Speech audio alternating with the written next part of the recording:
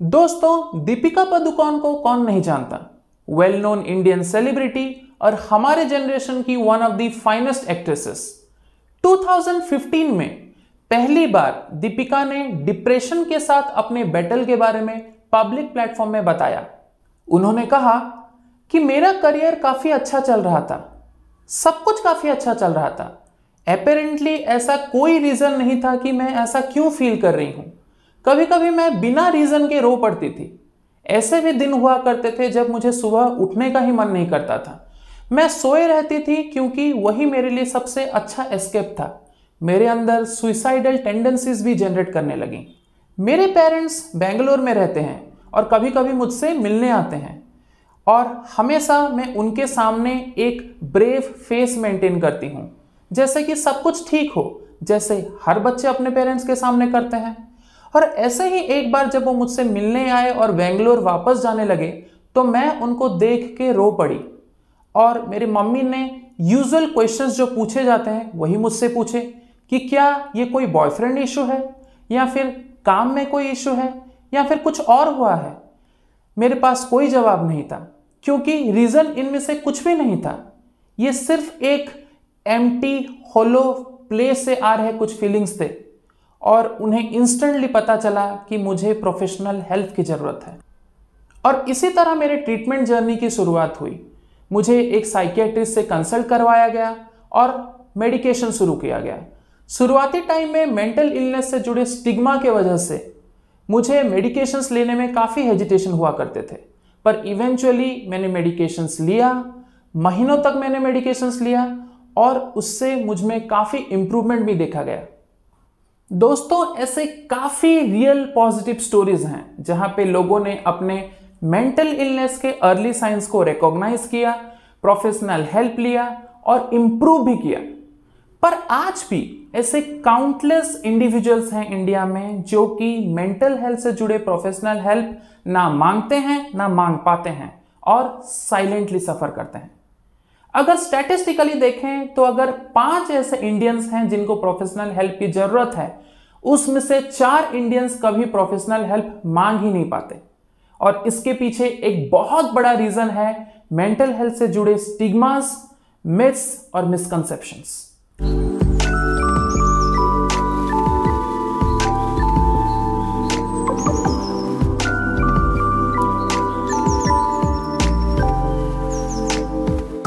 नमस्कार दोस्तों, मैं हूं Palash. I am a doctor and a certified mental health mentor. मैं लेके आया हूं आपके लिए चैनल मिक्स्ड फीलिंग्स, जिसपे हम बात करते हैं मेंटल हेल्थ से जुड़ी उन सारे मुद्दों के बारे में जिनके अंडरस्टैंडिंग से हम खुद के और दूसरों के लाइफ को बेटर बना सकते हैं। और मेंटल हेल्थ से जुड़े कॉमन मिथ्स के बारे में हमने एक पार्ट 1 वीडियो भी बनाया था, जिसपे हमने 8 कॉमन मिथ्स के बारे में बात किया था। अगर आपने वो वीडियो नहीं देखा है तो मैं आपको रिक्वेस्ट करूंगा कि पहले वो पार्ट 1 वीडियो देखें, फिर ये वीडियो देखें। और उस वीडियो का लिंक मैंने डिस्क्रिप्शन में डाला हुआ है। तो चलिए शुरू करते हैं। मिथ नंबर 9, जितने मेंटल हेल्थ इश्यूज महिलाएं फेस करती हैं उतना पुरुष नहीं करते। दोस्तों, मेंटल हेल्थ जो है ना, ये काफी इंपार्शियल होता है। वो किसी को भी gender, caste, creed, community, religion के बेसिस में बिल्कुल डिस्क्रिमिनेट नहीं करता। यह होता है लिंग, जाति, वर्ण, धर्म निर्विशेष। हाँ, बचपन से हमारे सोसाइटी में पुरुषों को यह सिखाया जरूर जाता है कि अपने फीलिंग्स या फिर अपने इमोशंस को एक्सप्रेस करना, अपने मेंटल हेल्थ इश्यूज के बारे में ओपनली बात कर पाना एक साइन ऑफ वीकनेस होता है या फिर कमजोरी। इसीलिए हमने बहुत बार ऐसे फ्रेजेस सुने हैं कि मर्द को दर्द नहीं होता, दर्द का सहन करो, मर्द बनने का एहसास करो। अरे लड़कियों जैसे क्या रोता है, इमोशंस दिखाएगा तो कमजोर लगेगा, एक्सेट्रा। 40% से भी ज्यादा भारतीय पुरुष अपने मेंटल हेल्थ के बारे में ओपनली बात नहीं कर पाते हैं, जबकि उनको मेंटल हेल्थ इश्यूज उतने ही होते हैं जितना महिलाओं को होते हैं, जैसे कि stress, depression, anxiety, bipolar disorder, schizophrenia, ADHD, conduct disorder, etcetera etcetera. यहां तक कि जब आप बात मेंटल मॉर्बिडिटी की करें, मतलब कि मेंटल हेल्थ इश्यूज के चलते ओवरऑल हेल्थ में जो डेटोरिएशन होता है उस रेट को देखें, तो वो रेट पुरुषों में महिलाओं के कंपैरिजन में 6% ज्यादा होता है।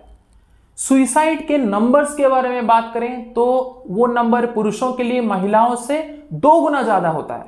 इसीलिए यह समझना जरूरी है कि पुरुष उतने ही वल्नरेबल होते हैं मेंटल हेल्थ इश्यूज के लिए जितनी महिलाएं हैं। इसीलिए मेंटल हेल्थ इश्यूज को जेंडर के बेसिस पे डिस्क्रिमिनेट नहीं करना है। मिथ नंबर 10, सिर्फ एक्सटर्नल अपीयरेंस या लुक के बेसिस पे मेंटल हेल्थ इश्यूज के एब्सेंस या प्रेजेंस के बारे में बताया जा सकता है। दोस्तों, हमने ये कई बार सुना होगा कि फेसबुक, व्हाट्सएप पे पोस्ट छोड़ रहा है और तब मेंटल हेल्थ इश्यूज नहीं होते। कल ही तो पार्टी में नाच कूद रहा था, तब मेंटल हेल्थ इश्यूज नहीं हो रहा था। तो दोस्तों, ये सब सुन के मुझे स्वदेश मूवी का एक सीन याद आता है जिसमें एक विलेजर आसमान में देख के ये बोलते हैं कि आज आसमान साफ है, 2 दिनों तक बादल नहीं दिखाई देंगे। तो दोस्तों, मेंटल हेल्थ का वेदर रिपोर्ट सिर्फ एक्सटर्नल अपीयरेंस या लुक के बेसिस पे नहीं बताया जा सकता। हो सकता है आप बादल को देख के बारिश का अंदाजा लगा रहे हैं, पर उस इंसान के अंदर एक अलग ही तूफान मचा हुआ है।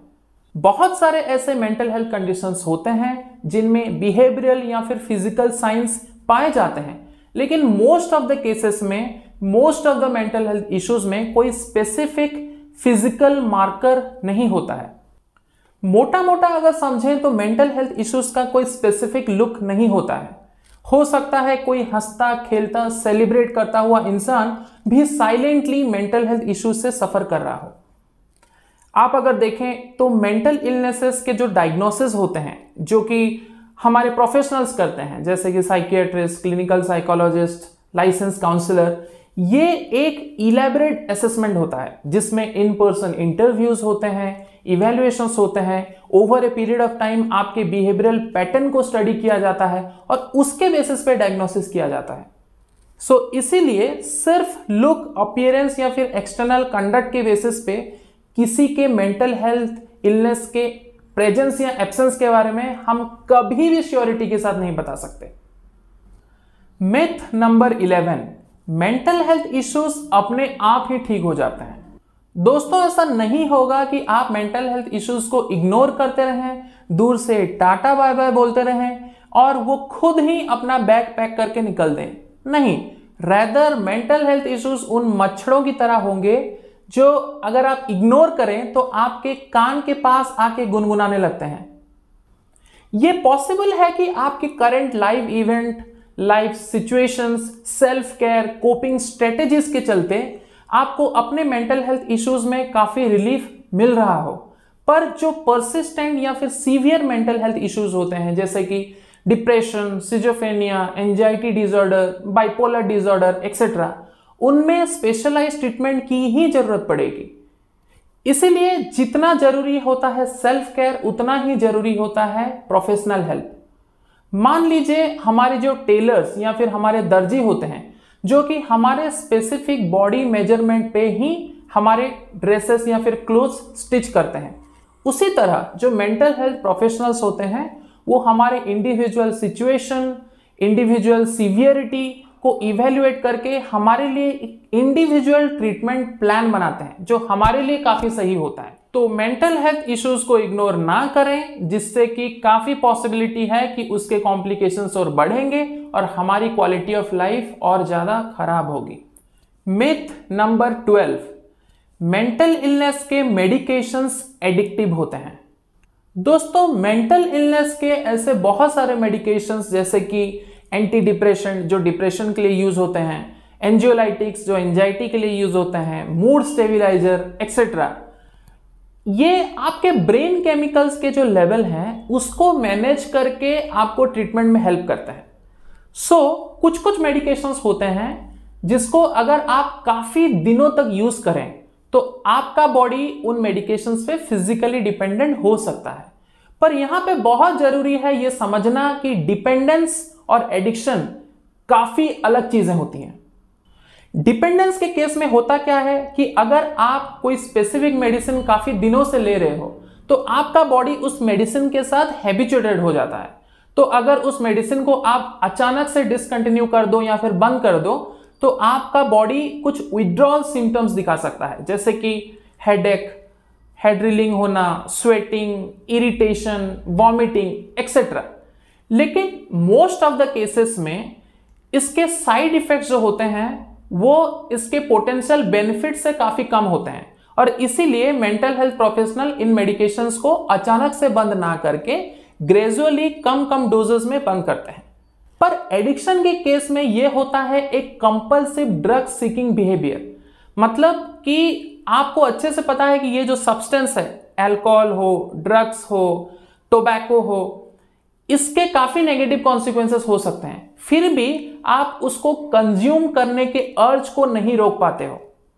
तो जब तक आप मेंटल इलनेस के मेडिकेशंस को किसी मेंटल हेल्थ प्रोफेशनल के सुपरविजन में ले रहे हो, रेगुलरली फॉलोअप करवा रहे हो, तब तक आपको कोई चिंता करने की जरूरत नहीं है।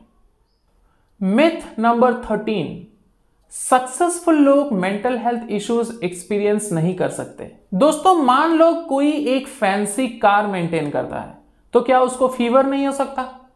कोई ओलंपिक का गोल्ड मेडल विनर है, तो क्या उसको इंजरी नहीं हो सकती?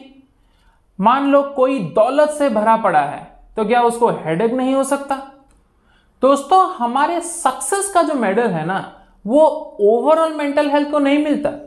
हो सकता है कि हमारे पर्सनल अचीवमेंट्स, हमारे प्रोफेशनल अकम्प्लिशमेंट्स, क्योंकि वो एक सेंस ऑफ फुलफिलमेंट लाते हैं, हमारे बेसिक नीड्स को फुलफिल कर पाते हैं, कंफर्ट और सिक्योरिटी इंश्योर कर पाते हैं, इसीलिए टू सम एक्सटेंट हमारे मेंटल हेल्थ पे पॉजिटिव इंपैक्ट डाल सकते हैं।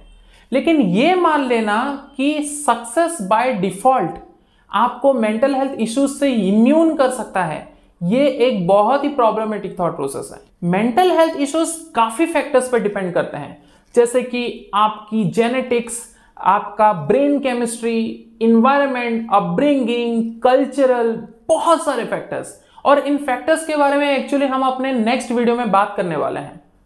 तो सिंपली ये समझ लीजिए कि कोई इंसान अगर प्रोफेशनली अकम्प्लिश्ड है, फाइनेंशियली स्टेबल है, तब भी मेंटल हेल्थ इश्यूज को लेके वल्नरेबल रह सकता है। रैदर ऐसा देखा गया है कि कुछ कुछ केसेस में अकम्प्लिशमेंट्स, अचीवमेंट्स को अचीव करने के प्रोसेस में, मेंटेन करने के प्रोसेस में जो pressure, stress, anxiety, burnout involve होते हैं, उसके वजह से भी मेंटल हेल्थ इश्यूज एग्रावेट हो सकते हैं। एक एग्जांपल में समझिए कि कोई इंसान है जो एक ट्रेडिशनली काफी सक्सेसफुल बिजनेस रन कर रहा है, फिर भी कंपटीशन के चलते, अपने कंपनी के फाइनेंशियल परफॉर्मेंस के फ्लक्चुएशन को चलते, एम्प्लॉय इश्यूज को चलते उसको मेजर स्ट्रेस हो रहे हैं, तो ये मेंटल हेल्थ इश्यू है कि नहीं है? Myth number 14, mental health physical health को इंपैक्ट नहीं कर सकता। दोस्तों, आप अपने बॉडी को एक ऑर्गेनाइजेशन मान लीजिए और इसका सीईओ है आपका ब्रेन। अगर आपका ब्रेन स्ट्रेस, एंजाइटी, डिप्रेशन या फिर दूसरे तरह के मेंटल हेल्थ इश्यू से सफर करे, तो आपका ऑर्गेनाइजेशन भी जरूर ही इंपैक्टेड होगा। दोस्तों, mental health issues physical health, work life, relationship सबको इंपैक्ट कर सकती है। इनफैक्ट मेंटल हेल्थ और फिजिकल हेल्थ काफी हद तक एक दूसरे पे डिपेंडेंट हैं। एग्जाम्पल्स 1, कार्डियक हेल्थ या फिर हार्ट हेल्थ। दोस्तों, मेंटल हेल्थ इश्यूज जैसे कि chronic depression, chronic stress, anxiety, इन सब से कार्डियक हेल्थ यानी कि हार्ट हेल्थ के रिस्क के कॉम्प्लिकेशंस काफी बढ़ सकते हैं। हमारा बॉडी अगर काफी दिनों तक स्ट्रेस हार्मोन रिलीज करते रहे, तब ये डायरेक्टली कंट्रीब्यूट कर सकता है हाई ब्लड प्रेशर को। 2, इम्यूनिटी। मेंटल हेल्थ इश्यूज जैसे कि क्रॉनिक स्ट्रेस, डिप्रेशन, ये सारी चीजें over a period of time हमारे इम्यूनिटी को यानी कि हमारे डिफेंस मैकेनिज्म को खराब कर सकती हैं, जिससे इन्फेक्शंस होने के रिस्क और प्रोबेबिलिटी काफी बढ़ जाते हैं। 3, sleep issues. Mental health conditions जैसे कि क्रॉनिक स्ट्रेस, डिप्रेशन, एंजाइटी, ये सब हमारे स्लीप के क्वालिटी और पैटर्न दोनों को खराब कर सकती हैं, और पुअर स्लीप काफी नेगेटिवली इंपैक्ट कर सकता है हमारे ओवरऑल हेल्थ को। 4, गैस्ट्रोइंटेस्टिनल इश्यूज या फिर जिसे हम स्टमक इश्यूज भी कहते हैं। Chronic stress, depression, anxiety, eating disorders, इन सब के चलते हमारा स्टमक हेल्थ काफी इंपैक्टेड हो सकता है, जैसे कि irritable bowel syndrome, disproportionate weight gain, weight loss, etcetera etcetera. Myth number 15, mental health issues experience करने वाले लोग प्रोडक्टिव लाइफ लीड नहीं कर सकते या फिर रिस्पॉन्सिबल जॉब्स में नहीं रह सकते। दोस्तों इमेजिन कीजिए एक बच्चा जो कि मेंटल हेल्थ इश्यूज एक्सपीरियंस कर रहा हो, पर आगे चल के उसने पूरे दुनिया को देखने का नजरिया ही बदल दिया। Genius and great scientist Albert Einstein. India में भी ऐसे काफी एग्जाम्पल्स हैं जहां पे लोगों ने अपने मेंटल इलनेसेस के बावजूद ना ही सिर्फ एक प्रोडक्टिव लाइफ लीड किया, बट अपने प्रोफेशनल अकॉम्प्लिशमेंट से नया इंस्पिरेशन क्रिएट किया। दीपिका पादुकोण, विराट कोहली, AR रहमान, करण जौहर, शशि थरूर, बरखा दत्त और भी बहुत सारे लोग। अगर मेंटल इलनेसेस के अर्ली साइंस को रिकॉग्नाइज करके सही प्रोफेशनल हेल्प लिया जाए, सही कोपिंग स्ट्रेटेजीज मेंटेन किया जाए, सेल्फ केयर किया जाए, तो इलनेसेस के बावजूद एक प्रोडक्टिव लाइफ लीड करना, प्रोफेशनली अचीव करना बिल्कुल पॉसिबल है। इसीलिए इस नेगेटिव स्टीरियोटाइप को हमें दिमाग से निकालना होगा और मेंटल हेल्थ इश्यूज को भी दूसरे हेल्थ कंडीशंस की तरह ही देखना होगा, क्योंकि मेंटल हेल्थ इश्यूज एक्सपीरियंस कर रहे लोग भी इक्वल अपॉर्चुनिटी और रेस्पेक्ट डिजर्व करते हैं जैसे कि बाकी लोग। तो दोस्तों आज का वीडियो हम यहीं खत्म करेंगे। अगर आपको ये वीडियो अच्छा लगा तो इसको लाइक करें, दूसरों के साथ शेयर करें। अपने सराउंडिंग में आपने मेंटल हेल्थ से जुड़े मिसकंसेप्शंस जो देखे हुए हों उनको लिख के कमेंट करें, और हाँ, इस चैनल को सब्सक्राइब करना और बेल आइकन दबाना ना भूलें। नेक्स्ट वीडियो में हम डिस्कस करेंगे कि वो कौन से फैक्टर्स होते हैं जिन पे मेंटल हेल्थ डिपेंड करता है। तब तक के लिए इजाजत, नमस्कार, जय हिंद।